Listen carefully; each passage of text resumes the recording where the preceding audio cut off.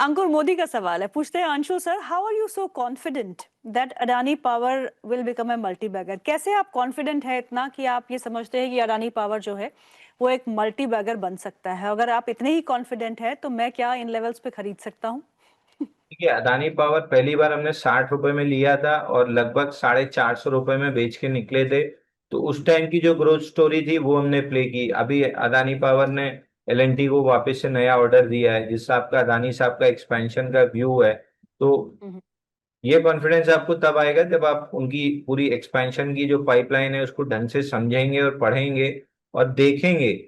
बताने के लिए तो अनिल अंबानी भी अपनी हर एजीएम में बहुत बड़े बड़े सपने दिखाते थे कि आर पावर में ये हो जाएगा, रिलायंस कैपिटल में ये हो जाएगा, रिलायंस इंफ्रा में वो हो जाएगा। होता कुछ नहीं था। वही हाल जेपी ग्रुप का था। अदानी उससे इतर है, जितना बोला गया है उससे ज्यादा डिलीवर किया गया है। तो अंडर प्रॉमिस ओवर डिलीवर वाला जो जो भी प्रमोटर होता है, मैं उसके साथ हमेशा बुलिश रहता हूँ। Adani is one of them. Ambani साहब उसमें से एक हैं।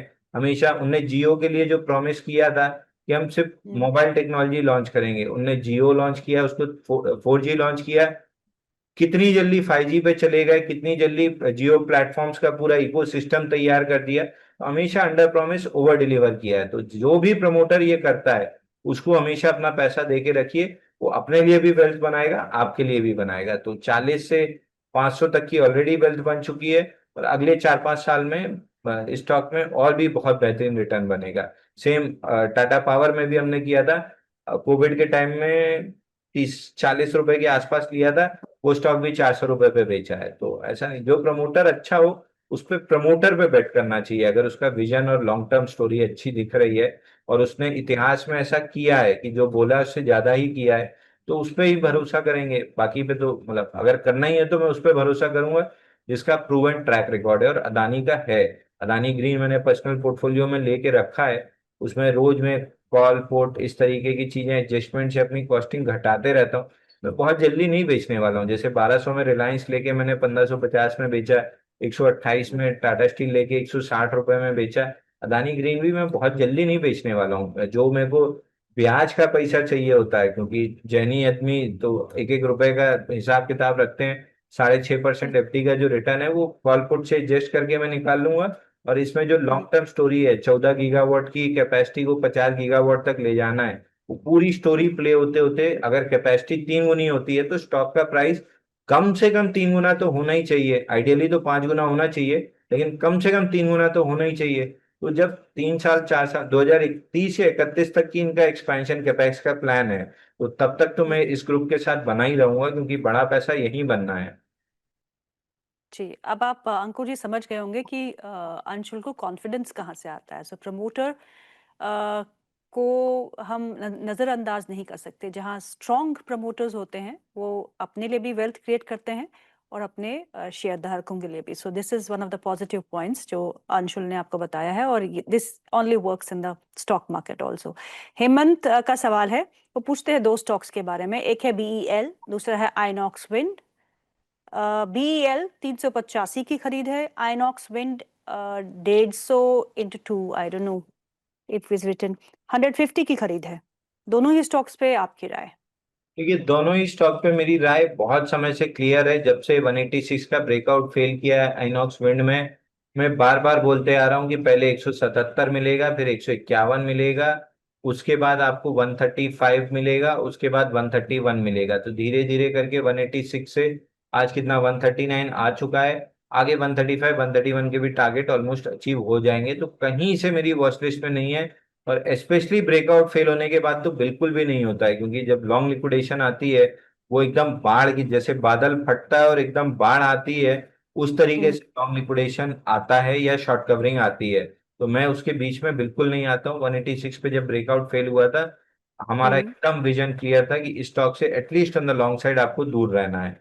दूसरा बी है, आपके प्लेटफॉर्म पे और मल्टीपल प्लेटफॉर्म्स पे जब 194 दिन का कपनैडल पैटर्न ब्रेकआउट आया था 318 पे, तब से लॉन्ग कराया था। 440 तक काउंटर गया था, 405 हमारा ट्रेलिंग स्टॉप लॉस था।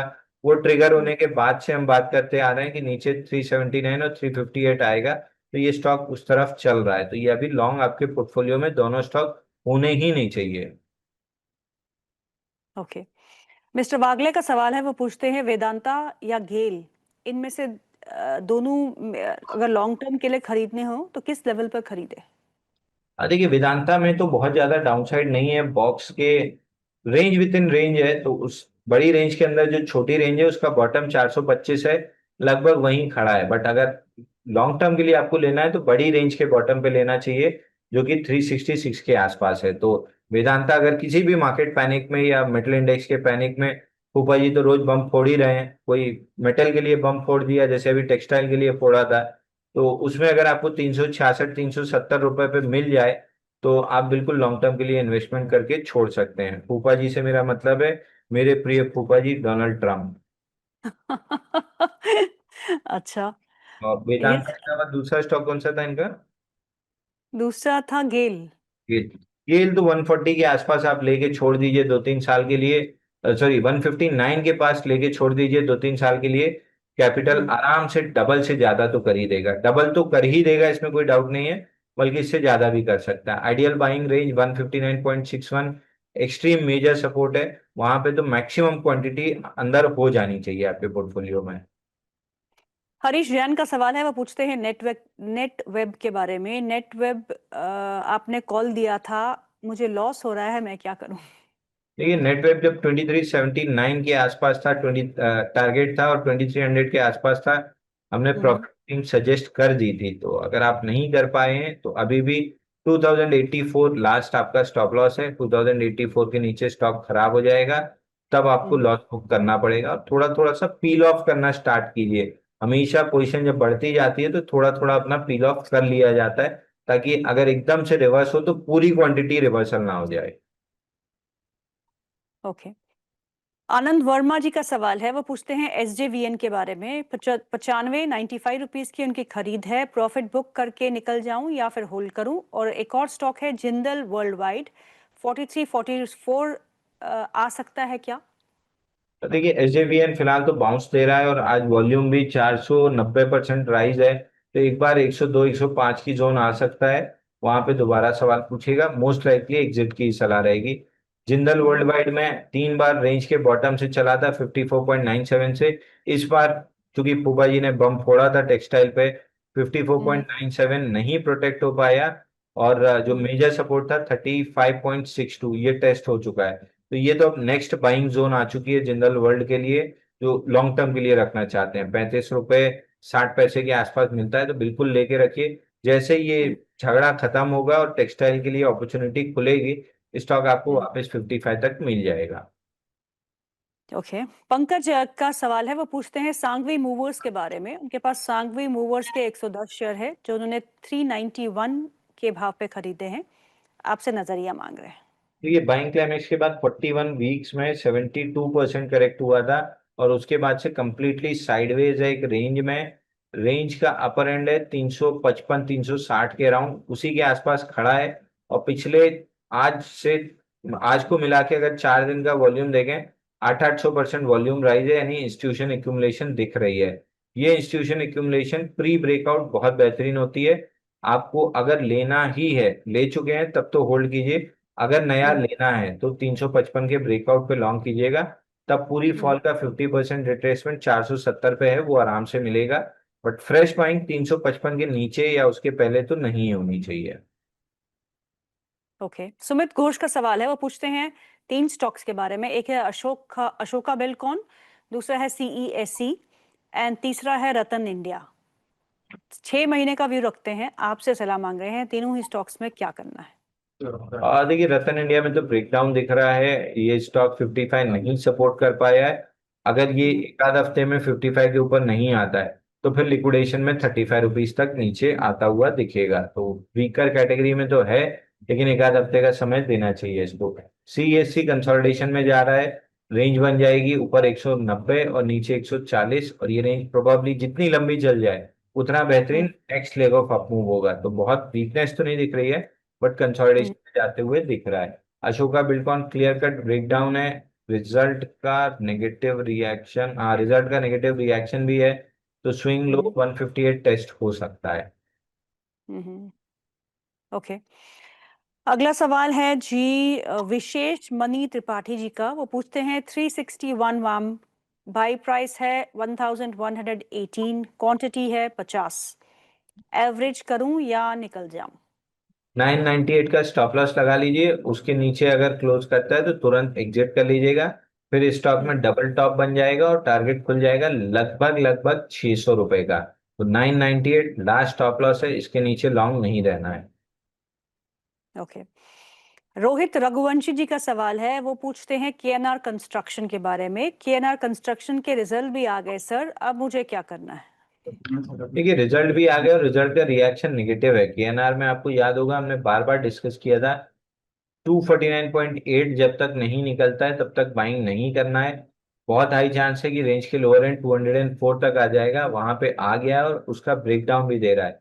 यहां से हम्म। मैं ब्रेकडाउन प्ले करने में इंटरेस्टेड नहीं रहूंगा क्योंकि वॉल्यूम नहीं है ब्रेकडाउन में। I would wait for a failure. Failure कब बनेगा या कंफर्म होगा? फेलियर कंफर्म होगा 218 के ऊपर। तो अब यहां से मैं वेट करूंगा, जिस भी दिन स्टॉक 218 रुपए के ऊपर निकलेगा I would try two by. एक डेड कैट बाउंस की उम्मीद बढ़ेगी और डेड कैट बाउंस 250 तक जा सकता है। तो मैं 218, हाँ 218 राउंड फिगर है, वहां पे वो निकलने का वेट करूंगा, तब मैं बाहर रहूंगा, तब तक मैं स्टॉक को अवॉइड करूंगा। ओके। अगला सवाल जो है वो है अरिंदम का। वो पूछते हैं एस्ट्रल के बारे में। एस्ट्रल लिमिटेड 1700 के भाव पे उन्होंने 10 शेयर खरीदे हैं। वो लॉन्ग टर्म का व्यू रखते हैं, एवरेज कहाँ करना चाहिए आपसे पूछ रहे हैं। और दूसरा है आईआरसीटीसी, 844 के भाव पे उनकी बाइंग प्राइस है, लॉन्ग टर्म के इन्वेस्टर है, एवरेज कहाँ करना चाहिए आपसे पूछ रहे हैं। तो ये एस्टल तो एवरेज करने लायक दिख नहीं रहा। आज ये एफ टीम को इसमें सुबह सेल कॉल दिख रहा था, नीचे 1250 1248 तक के टारगेट दिख रहे हैं, और अगर वो छूटता है मतलब टूटता है तो फिर काफी डाउनसाइड खुल सकती है। तो एस्टल कहीं से भी बाइंग लिस्ट में नहीं है। पहले अगर कहीं बाउंस बैक मिल जाए 1550 के आसपास तक तो एग्जिट करने की कोशिश कीजिए। वहीं आईआरसीटीसी वीकली में रेंज बनी हुई है 706 820 की, तो 706 के आसपास बाई कर सकते हैं। रेंज बॉटम पे ऑन बुलिश एविडेंस 820 का target upper end of the range मिल सकती है। ओके। राजीव मोहन शर्मा जी का सवाल है, डिक्सन टेक्नोलॉजीज के बारे में पूछते हैं। कैन बी बॉट, क्या मैं वो खरीद सकता हूँ करंट रेट पे, या फिर आपको लगता है कि और कमजोरी इसमें दिख सकती है? देखिए, डिक्शन बताने के पहले मैं आपको ट्रेंड याद दिला देता हूँ, क्योंकि वैसे मेरी आदत नहीं है, लेकिन किसी ने व्हाट्सएप पे मेरे को कमेंट का स्क्रीनशॉट लिख के भेजा था, I don't agree on diction. तो आप एग्री नहीं करते हैं, I am completely okay with it. जरूरी नहीं है हम्म। हर आदमी मेरे साथ एग्री करे, क्योंकि मैं भी सबके साथ एग्री नहीं करता हूँ। आपको हम्म। ट्रेंड याद होगा कि मैं बार बार कह रहा था कि ये बाउंस बैक 6270 तक जाएगा, उसके बाद हल्का सा भी अगर सेलिंग आती है तो एकदम धड़धड़ाते हुए 4200 की तरफ चलेगा। तो जी। 6270 के आसपास से 5400 आ गया है, धीरे धीरे करके ये 4200 का अपना टारगेट टेस्ट कर लेगा। एकदम सिमिलर पैटर्न आपको डिक्शन में दिखेगा कि बाइंग क्लाइमेक्स के बाद ब्रेकडाउन हो गया, ब्रेकडाउन के बाद पुल बैक आना था जो 17,472 तक जाना चाहिए था, लेकिन हम्म। 17,133 पे इस बाउंस बैक ने दम तोड़ दिया, यानी रेजिस्टेंस भी टच नहीं कर पाया। उसको रिजेक्ट हम्म। करना तो दूर की बात है, उसको टच ही नहीं कर पाया, उसके नीचे ही लोअर हाई बन गया है और स्टॉक की गिरावट चालू हो गई है। डेली मूविंग एवरेज के नीचे आ गया है और मूविंग एवरेज का बेरिश क्रॉसओवर 2-4 दिन अगर यहीं बना रहा वो भी आ हम्म। जाएगा। इस पूरे ब्रेकडाउन का जो टारगेट है वो है 10,600 रुपए। तो अगर आपको लॉन्ग रहना है, बिल्कुल आपकी मर्जी, आपका पैसा रह सकते हैं। मेरे को क्लियरली दिख रहा है कि बाइंग क्लाइमेक्स के बाद लोअर हाई बन रहा है। 10,600 16 रुपए 20 पैसा स्विंग लो है वीकली का, ये टेस्ट होगा, यहीं पे बड़ी लिक्विडिटी है। हर्षित मंगल का सवाल है। पूछते हैं रेलिगेयर एंटरप्राइजेस के बारे में। 263 पे भाएंगे उनकी, सजेस्ट करिएगा स्टॉप लॉस और टारगेट भी। मेरे ख्याल से रेलिगेर ने पहले भी पूछा था और शायद इन्हीं की वजह से मेरे चार्ट पे लाइन लगी हुई है 287 रुपीज की। 287 के नीचे क्लियरली स्टॉक वीक था और इसको टेस्ट करना था 244 का लेवल, जो 3 दिन पहले कर चुका है। तो अब 1-2 हफ्ते स्टॉक को समय दीजिए, बेस बनाएगा। बेस बनाने के बाद अगर ब्रेकडाउन दिया तो फिर नीचे में 201 रुपए 60 पैसे आ सकता है। बेस बना के ब्रेकआउट दिया तो 287 जा सकता है। Probability of base and breakdown ज्यादा है, बेस एंड ब्रेकआउट कम है। ओके। सुनील सिंह का सवाल है, सर मेरे को 3,000 का लॉस हो रहा है, कहीं से भरपाई करवा दीजिए। अच्छा, तो क्या स्टॉक देंगे आप इन्हें खरीदारी के लिए? Mid cap small cap stock या तो सुबह चलते हैं या शाम को चलते हैं। अभी तो प्रॉफिट बुकिंग ही के मैसेज आ रहे हैं। किसमें आया है? डेक्कन में, डेक्कन दिया था सुबह, उसमें आ रहा है। एक्मे हम्म। सोलार देख सकते हैं, एक्मे सोलार दिया है। एक्मे सोलार नहीं आया ना अभी। एक्मे सोलार देख सकते हैं, ये सुबह बाई दिया है क्लाइंट्स को, इसमें लॉन्ग है। बट बाकी दो स्टॉक्स में टारगेट आते ही जा रहे हैं। एक्मे सोलार देख लीजिए, यहाँ पे आपको ठीक ठाक पैसा मिल सकता है। पूरा ओके। 172 दिन का कपनैंडल पैटर्न बना है। प्रीएम्प्टिव हम्म। ब्रेकआउट दे ही रहा है। एग्जैक्ट ब्रेकआउट प्ले करना है तो 300 के ऊपर बनेगा। मैं जनरली हम्म। ब्रेकआउट प्ले करता हूँ। अ- ओके। सीबा महंती का सवाल है, वो आपसे पूछ रहे हैं तमिलनाडु पेट्रो के बारे में। 1,000 शेयर है उनके पास जो उन्होंने 95 पे खरीदे हैं। अब क्या करूं, प्लीज सजेस्ट करिएगा। तमिलनाडु पेट्रोल 95 में खरीदा है। बुक कर लीजिए एक बार। नहीं नहीं नहीं, सॉरी सॉरी। 2 क्वार्टर के रिजल्ट अच्छे आए हैं। 158% ईपीएस राइज है दिसंबर में। मार्च में 119% ईपीएस राइज है। और 3 क्वार्टर में सेल्स 4%, 33% और फिर 4% बढ़ा है। मार्जिन वही 1-2% के आसपास स्टेबल थी, जो बढ़ के 4% हुआ है, तो फंडामेंटली सुधर रहा है। टेक्निकली हम्म। थोड़ा सा वीक है। 100 रुपये 35 पैसे का रेजिस्टेंस रिजेक्ट किया है। 2 हफ्ते का समय दीजिए, अगर ये 103 104 के ऊपर टिक जाता है तो इसमें बड़ी अपसाइड खुल जाएगी 140 रुपए तक की। 2 हफ्ते हम्म। का इसको समय दीजिए और स्टॉप लॉस लगाइए अब 90 रुपए का। ओके। अजय कुमार पांडे, टाइम तो हो चुका है, एक एक दो सवाल मैं और ले लेती हूँ। अजय कुमार पांडे जी का सवाल है सायंट पे। 100 शेयर्स है, 1300, आई डोंट नो, 1359 के भाव पे लिए हैं। आपसे जानना चाहते हैं क्या करना है।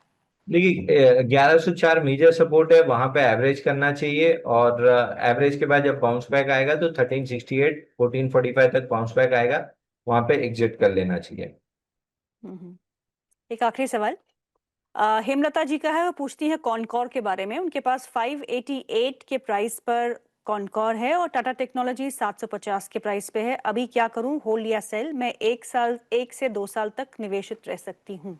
देखिए अगर 1 से 2 साल टाटा टेक को आप समय दे रहे हैं, जो कि मैं भी देने के पूरे मूड में हूँ, 1000 से 1200 रुपए तक का टारगेट आराम से मिलेगा। मेरे पर्सनल पोर्टफोलियो में लॉन्ग है तो buy sell stop loss target की सलाह नहीं है। ऊपर से अपनी डाउनसाइड प्रोटेक्ट करने के लिए मैं कॉल पोर्ट ये सारी ऑप्शन राइटिंग वगैरह भी करता रहता हूँ।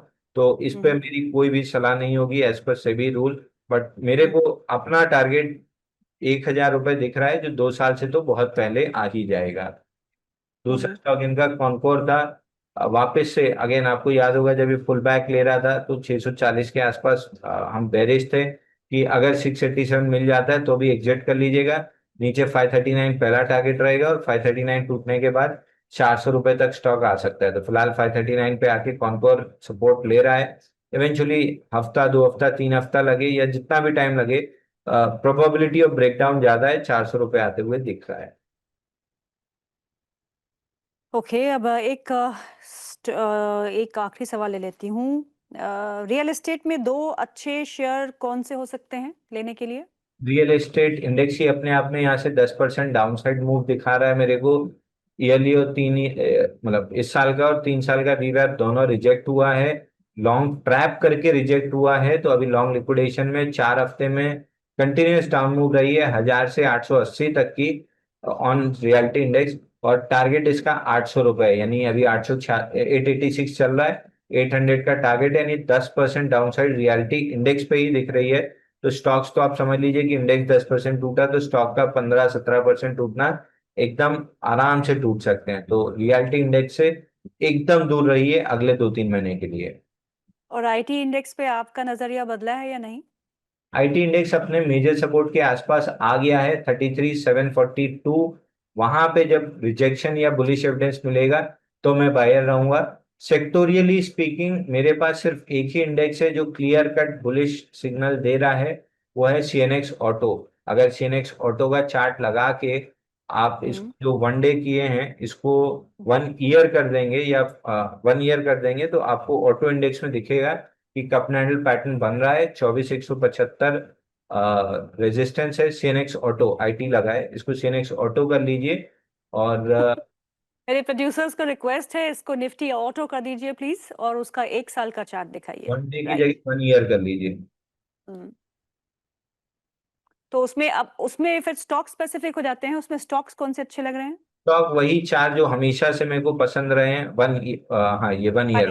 1 ईयर। ये देखिए, पूरा ये कप एंड हैंडल, ये ऐसा ये कप बना है। और ये मई से ये पूरा हैंडल बन रहा है, जो एकदम एकदम आपको ये दिख रहा है साइड रेंज में चल रहा है। 12-13 हफ्ते हो गए, एकदम से हैंडल डेवलप कर रहा है टाइट रेंज में। 24,175 निकला तो ऑल टाइम हाई ही मिलेगा इसका टारगेट। और इसमें आउट परफॉर्मेंस 4 स्टॉक में आएगी। बॉक्स लो से बॉक्स हाई टीवीएस मोटर हम प्ले कर चुके हैं, अब ऑल टाइम हाई पे है। यहाँ से 10-15% का एक्सटेंशन मिलना चाहिए। एम मेरे को याद है, बॉक्स लो से बॉक्स हाई हम प्ले कर चुके हैं, ऑल टाइम हाई के आसपास है। निकलेगा तो 15-20% एक्सटेंशन देगा। मारुति हमने मिस कर दिया था, बट वो भी near about all time high पे है। ऑल टाइम हाई से 10-15% का एक्सटेंशन मिलेगा। अशोक लीलैंड चौथा स्टॉक है जो near about all time high पे है। निकलता है तो वहां भी कम से कम 30-40% का एक्सटेंशन मिलेगा। तो ऑटो इंडेक्स और उसमें ये 4 स्टॉक्स, यही मेरे इंटरेस्ट लिस्ट में है। बाकी कोई भी स्टॉक ऑटो में मेरे इंटरेस्ट लिस्ट में नहीं है। एक टाटा मोटर बाउंस बैक के लिए प्ले है, एक हीरो मोटो बाउंस बैक के लिए प्ले है। बाकी अगर बड़ी तेजी प्ले करना है तो ये 4 काउंटर है।